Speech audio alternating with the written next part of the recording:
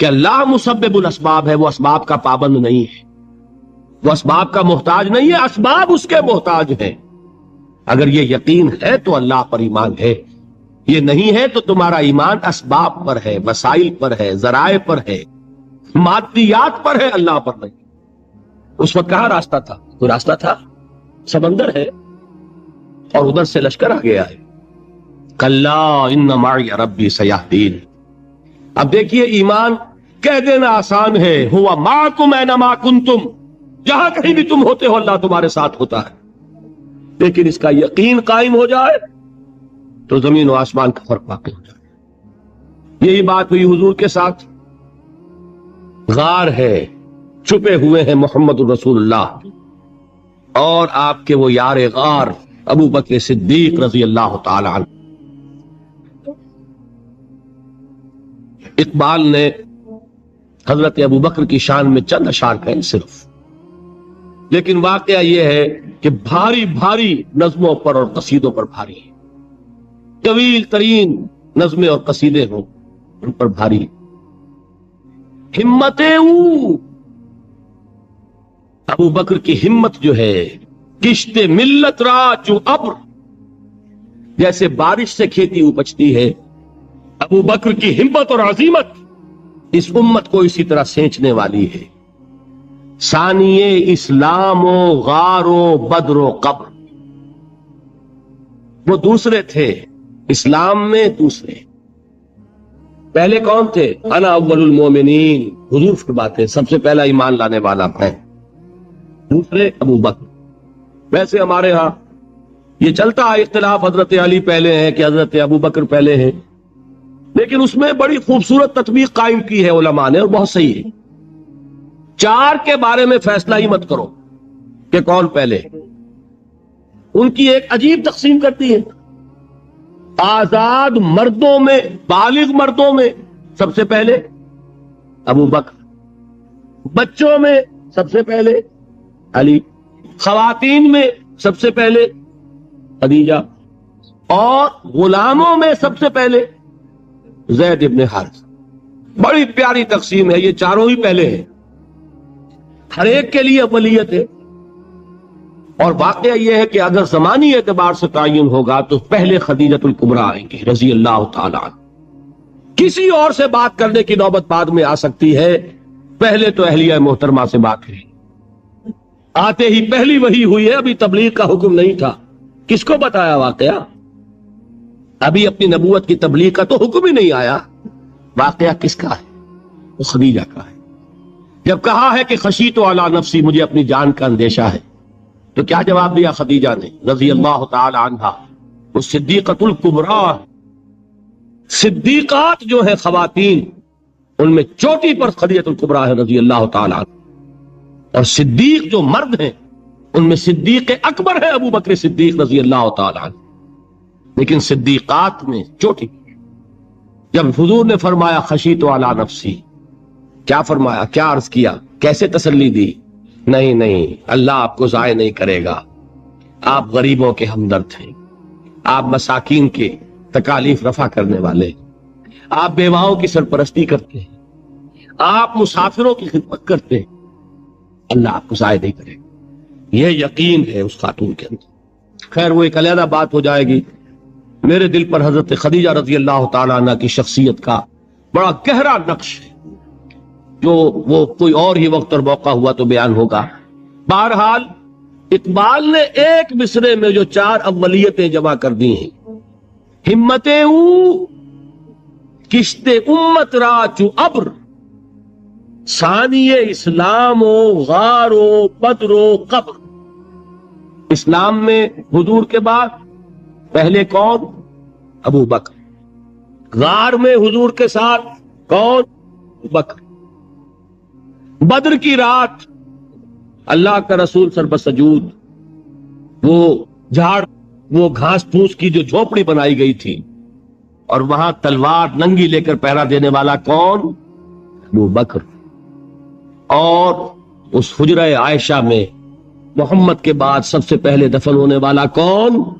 ابو بکر رضی اللہ تعالی عنہ وصلی اللہ علیہ وسلم۔ وہ جو معاملہ میں سنا رہا تھا غار ثور کا، حضرت ابو بکر بھی حضور کے خیال سے لرز گئے ہیں. آپ کو یاد ہوگا کہ جا کر پہلے تمام جتنے سوراخ تھے انہیں بند کیا ہے. ایک سوراخ رہ گیا تھا جس کو بند کرنے کے لیے کوئی کپڑا نہیں تھا. وہاں اپنی ایڑی رکھی ہے. تب کہا ہے حضور سے تشریف لائیے, اور اپنے زانو پر حضور کو لٹایا ہے. اور وہاں کسی موذی جانور نے کاٹا ہے. حضور کی آنکھ لگ گئی تھی. اس وقت اس بل کے اندر جو بھی بچھو ہے کیا ہے واللہ عالم, اس نے کاٹا ہے. اس کی تکلیف کی وجہ سے ابو بکر کی آنکھوں سے آنسو ٹپک گئے. حضور کے چہرے مبارک پر پڑے ہیں تو حضور جاگے ہیں معاملہ کیا ہے. ایڑی نہیں ہٹائی وہاں سے, مبادا وہ جانور وہاں سے نکل کر محمد الرسول اللہ کو کوئی گدن پہنچا دے. ابو بکر کی ایڑی ہے, جس طرح چاہے کھا لے, ختم کر دے, جان نکل جائے تب کوئی آنچ آئے محمد پر تو آئے, لیکن جیتے جی نہیں. وہ ہے ابو بکر. حضور کے خیال سے اس وقت حضور نے پھر اپنا لعاب دہن لگایا ہے, اور اس سے پھر آپ کی تکلیف ختم ہوئی. جیسے خیبر میں حضرت علی کی آنکھ دکھ رہی تھی, اس کو جو شفا حاصل ہوئی وہ بھی حضور کے لعاب دہن سے ہوئی. کہ بہرحال اس وقت انہوں نے کہا ہے کہ اے نبی یا رسول اللہ, اگر اس وقت ان میں سے کسی نے غیر ارادی طور پر بھی اپنے قدموں کی طرف جھانک لیا تو پکڑے جائے. کیا جواب تھا اللہ کے رسول کا؟ لا تحزن ان اللہ معنا. اللہ ہمارے ساتھ ہے, کیوں گھبراتے ہو ابو بکر؟ یہ ہے ایمان باللہ. میرا مالک اللہ, میرا رازق اللہ, میرا محافظ اللہ, میرا مددگار اللہ, میرا پشت پناہ اللہ, میرا دوست اللہ. یہ دوستی ہے اللہ کی جو لب لباب ہے, حاصل ہے ایمان کا. اسی کا نام ولایت ہے. اولیاء اللہ کے سروں پر سینگ نہیں ہوتے. جس کے دل میں ایمان راسخ ہو چکا ہو وہی اللہ کا ولی ہے. جسے اللہ پر یقین ہو چکا ہے وہی اللہ کا ولی ہے. جسے یقین ہے اللہ میرے ساتھ ہے, میرا مددگار, میرا پشت پناہ, میرا ساتھی, میرا دوست, میرا محبوب, میرا محب. اللہ اہل ایمان سے محبت کرتا ہے. واللہ یحب الصادقین. ان اللہ یحب الذین یقاتلون فی سبیلہ صفا کانہم بنیان مرصوص. اللہ محبت کرنے والا, اہل ایمان محبوب, اور اہل ایمان محبت کرنے والے اللہ محبوب. والذین آمنوا اشد حبا للہ. آپ تصور کیجئے جسے یہ رشتہ ایمان یا رشتہ ولایت حاصل ہو جائے, الا ان اولیاء اللہ لا خوف علیہم ولا هم یحزنون. آگاہ ہو جاؤ, اللہ کے دوستوں کے لیے نہ کوئی خوف ہے نہ کوئی حزن ہے. اور میں بیان کر چکا تھا, خوف اور حزن کے خاتمے ہی کا نام امن ہے. زوال خوف, زوال حزن.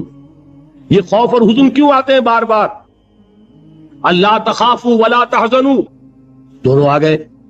الا ان اولیاء اللہ لا خوف علیہم ولا هم یحزنون, پھر وہی دو.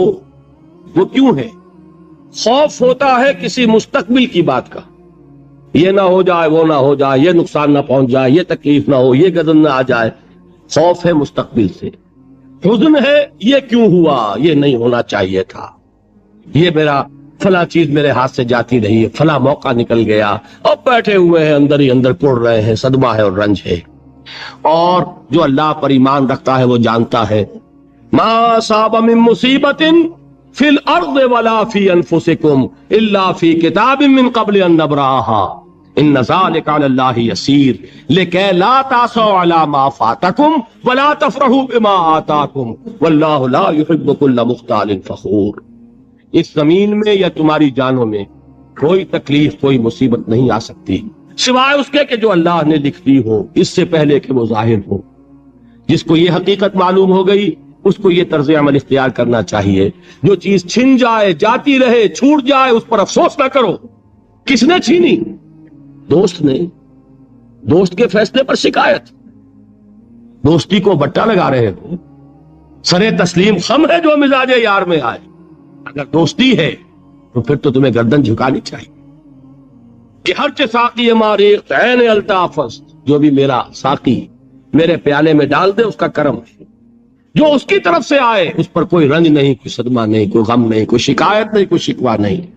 اور جو ہوگا وہ اس کے اذن کے بغیر نہیں ہوگا, اور اس کا اذن ہوگا تو یقیناً میرے لیے خیر ہی خیر ہے, چاہے وہ ناگوار شے ہو, بظاہر مجھے اچھی نہ لگ رہی ہو، میری شارٹ سائٹڈنس میں مجھے وہ نظر آ رہی ہے کہ میرے لیے بری ہے، لیکن قرآن نے کہا ہے عسیٰ ان تکرہوا شیئا وہو خیر لکم وعسیٰ ان تحبوا شیئا وہو شر لکم واللہ یعلم وانتم لا تعلمون۔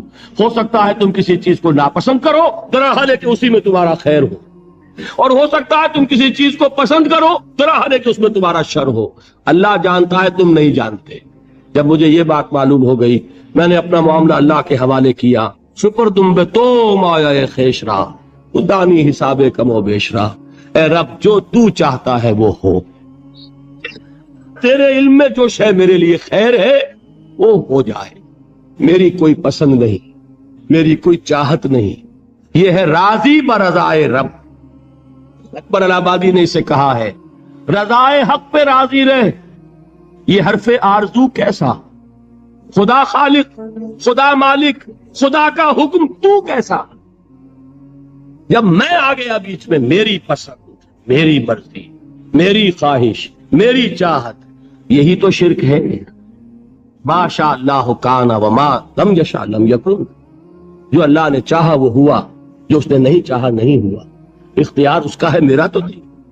رضائے حق پہ راضی رہ، یہ حرف آرزو کیسا، خدا خالق، خدا مالک، خدا کا حکم تو کیسا۔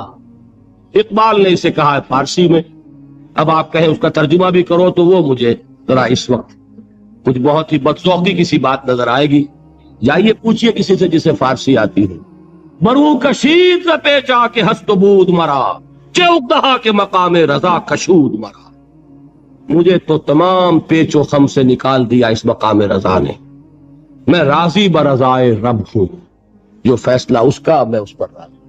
تو کہاں کا حزن اور کس کا خوف، یہی زوال حزن اور زوال خوف، یہی ہے امن، یہ نتیجہ ہے ایمان۔